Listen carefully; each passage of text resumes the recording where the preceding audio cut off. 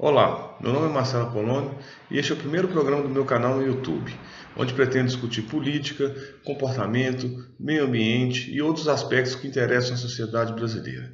Esta semana assistimos mais uma vez uma sessão vergonhosa no Congresso Nacional, onde grande parte dos deputados investigados por diversos tipos de crimes aceitaram propinas, liberação de verbas, leis esdrúxulas como a flexibilização em relação à fiscalização do trabalho escravo, que acabou sendo revogada pelo Supremo, em troca de apoio ao pior presidente da história do Brasil, Michel Temer.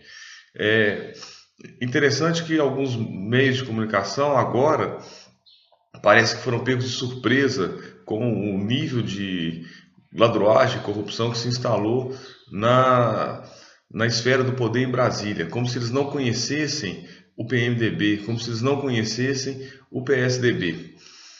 Temer atuou nos bastidores para salvar Aécio. Aécio atuou nos bastidores para salvar Temer.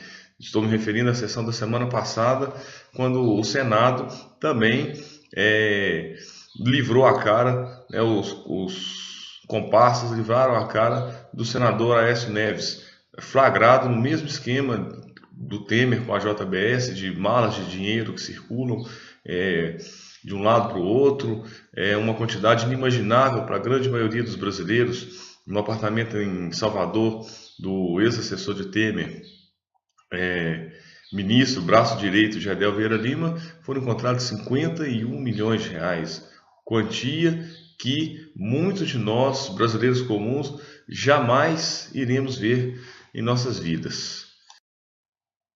É muito importante pensarmos o que levou a isso tudo, como chegamos nessa situação. E não podemos esquecer o papel do PT, que governou o país durante 13 anos, trouxe sim, não podemos negar, inúmeros avanços em áreas sociais, ampliação na questão da educação, melhoria no acesso às universidades, aos cursos técnicos, mas insistiu em um modelo de política em que o mais importante era aliar-se a qualquer um em troca de se manter no poder. Não podemos esquecer que o PT foi o principal aliado do PMDB durante todo esse tempo. Aliás, Michel Temer compôs chapa com a presidente deposta Dilma Rousseff. Então, não dá para pensar que há 3 anos atrás, Dilma e Temer andavam juntos, há 2 anos, fazendo campanha, pedindo voto dos brasileiros. O próprio Lula e sua caravana foi fotografado, não fez a menor questão de esconder, subiu ao palanque com Renan Calheiros, uma das figuras centrais do PMDB. Tudo isso demonstra o apodrecimento da política nacional. Os principais grandes partidos, PMDB, PSDB e PT, infelizmente, não têm mais muito o que oferecer à sociedade brasileira. Embora, quando se faz uma comparação da dobradinha do governo PSDB, PMDB, é inegável que ela é infinitamente mais lesiva aos brasileiros do que quando o PT esteve no governo. O PSDB, junto com a alta cúpula do PMDB e o DEM, do presidente da Câmara, Rodrigo Maia, tem uma mentalidade escravocrata, uma mentalidade ultrapassada, uma mentalidade entreguista em que os recursos, as riquezas nacionais devem ser entregues a preço de banana para serem exploradas pelo capital estrangeiro sem sem nenhum benefício para a população brasileira. Tem uma mentalidade colonial de admirar aquilo que eles julgam funcionar nas grandes potências, e a parte boa das grandes potências, né, das grandes nações, que é transporte público de qualidade, sistema público de saúde e educação, principalmente nos países onde há ou havia um estado de bem-estar na Europa, isso não funciona, o Estado não funciona na visão deles. Então, o que o PSDB e o PMDB pregam, defendem e não conseguem chegar por via eleitoral ao poder, é o desmonte de qualquer política de Estado. Do caso que no PT a gente ainda viu alguma tentativa de algumas políticas públicas que puderam melhorar um pouco as condições da população brasileira. A questão é que o PT chegou no seu limite. Não havia mais como avançar mantendo acordos, alianças com os quais eles ainda insistem em manter, que é o caso que eu já acabei de citar de Lula com Renan Calheiros. O que é necessário então? Temos que olhar para esse passado, aprender com ele, mas buscar uma alternativa. Buscar um caminho, refletir, pensar, debater os reais problemas do nosso país da forma mais racional possível. Podemos dizer, a crise dos grandes partidos acaba abrindo espaço para algumas ideias extremamente perigosas. Ideias perigosas, como disse, e o que ronda a sociedade brasileira é uma extrema-direita muito agressiva, muito conservadora, muito excludente, que tenta impor à força o seu pensamento como o único possível. Atacam museus sem o mínimo conhecimento, sem nunca terem o hábito de frequentar o museu. E aí eu digo que qualquer um tem o direito de achar feio, bonito, gostar ou não de determinado tipo de arte. Isso não é problema, isso é gosto, é algo extremamente individual, mas censura não é condizente com uma sociedade democrática. A burrice de algumas figuras dessa extrema-direita chega ao ponto de acusar o Queijo Polenguinho, que fez recentemente uma homenagem a uma capa do disco do Pink Floyd, que por sua vez é uma imagem de um prisma, que a luz forma o arco-íris, e de ofender o Queijo, dizer que ele está tentando implantar uma ditadura gay no país. Primeira coisa que eu, por exemplo, nunca fui acordado no domingo de manhã por alguém batendo na minha porta tentando me convencer a ser gay. Eu acho que a questão da comunidade LGBT é que eles querem respeito. Simples. Nada respeito. Querem ser tratados com dignidade, com respeito, assim como qualquer cidadão. Ninguém quer impor a sua sexualidade ao outro. Até porque isso é impossível. O desejo, a vontade, isso vem de dentro da pessoa. Quem não tem desejo por uma pessoa do mesmo sexo, não é porque viu na novela, viu no filme, que vai fazer isso. Se fosse assim, não poderíamos assistir filmes nenhum. Quem assistiu, por exemplo, Pânico, não se torna um assassino. Quem assiste um filme como, sei lá, A Hora do Pesadelo, não vai pôr a máscara do Jason, pegar umas motosserra e sair por aí serrando as pessoas, matando as pessoas. Cinema, novela, série é ficção. Isso me traz a outro aspecto, que é o ataque que alguns parlamentares, essencialmente religiosos, estão fazendo à Rede Globo e a alguns outros meios de comunicação, como a revista Veja. Não estou defendendo esses meios de comunicação, pelo contrário. Eles têm um jornalismo de péssima qualidade. Inclusive, são responsáveis, em parte, por essa confusão em que o país se está. A extrema-direita saiu do armário, em parte, por causa do antipetismo cego, burro, ignorante que esses grandes meios de comunicação provocaram.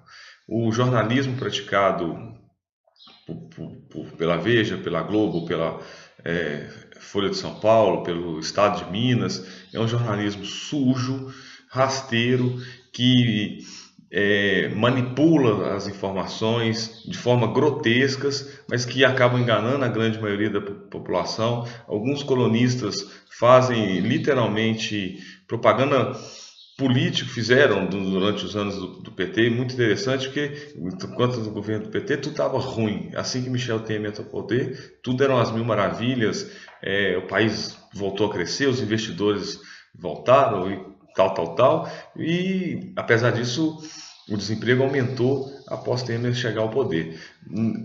De forma alguma, não serei eu aqui que vou defender os grandes meios de comunicação, mas a acusação, o ataque que alguns políticos e alguns religiosos fazem a esses meios de comunicação, ele está sendo mal direcionado.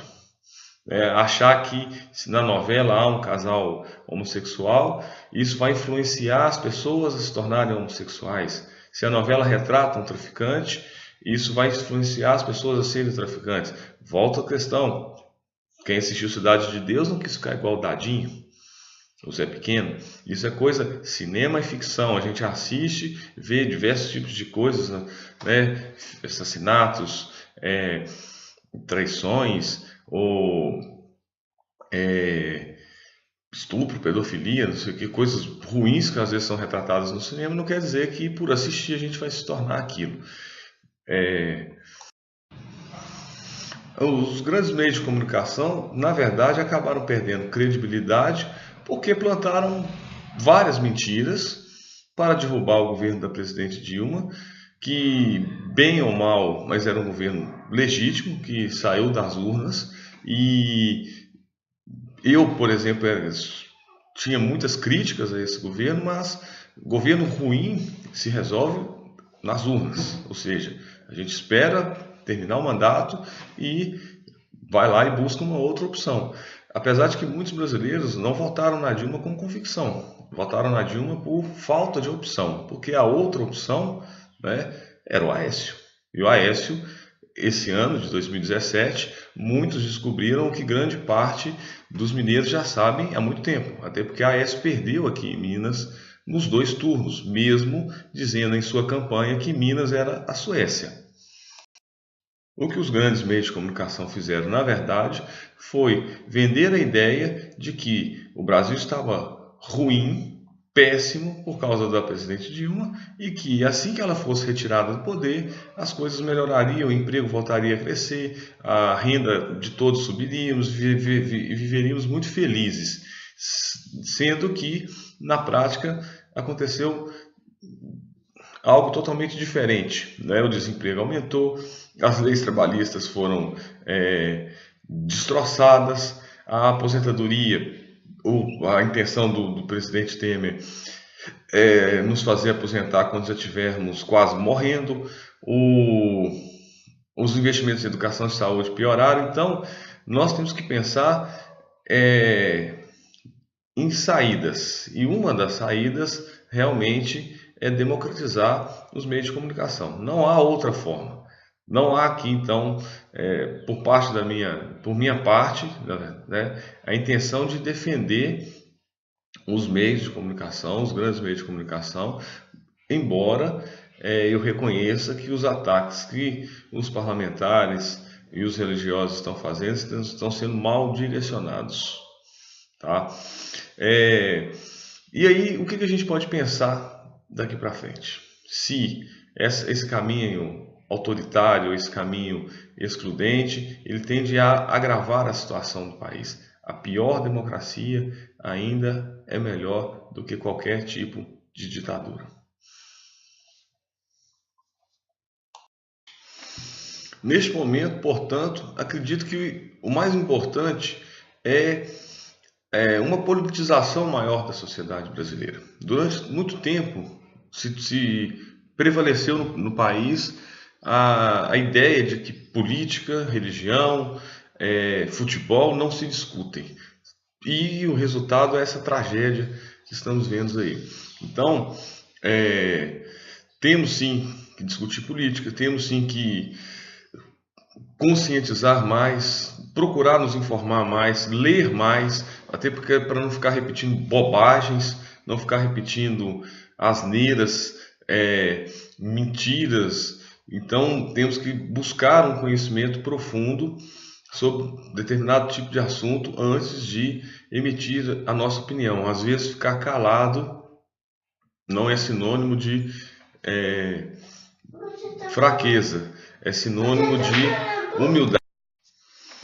Pretendo pelo menos uma vez por semana, gravar um programa para discutir os assuntos mais recorrentes e não escondo a minha orientação partidária. Eu sou filiado ao PSOL, eu acredito em uma saída democrática à esquerda, uma esquerda responsável, uma esquerda que busca uma redefinição do papel do Estado no país, um Estado que tem que oferecer uma educação, uma saúde, uma infraestrutura de melhor qualidade, e estou aberto ao diálogo com qualquer pessoa. Quem quiser comentar, fique à vontade. Quem quiser gravar um programa comigo, um debate, também fique à vontade. Aceitarei o convite. E é isso. Se você gostou, inscreva-se no canal e ajude a divulgar essa ideia. Até mais.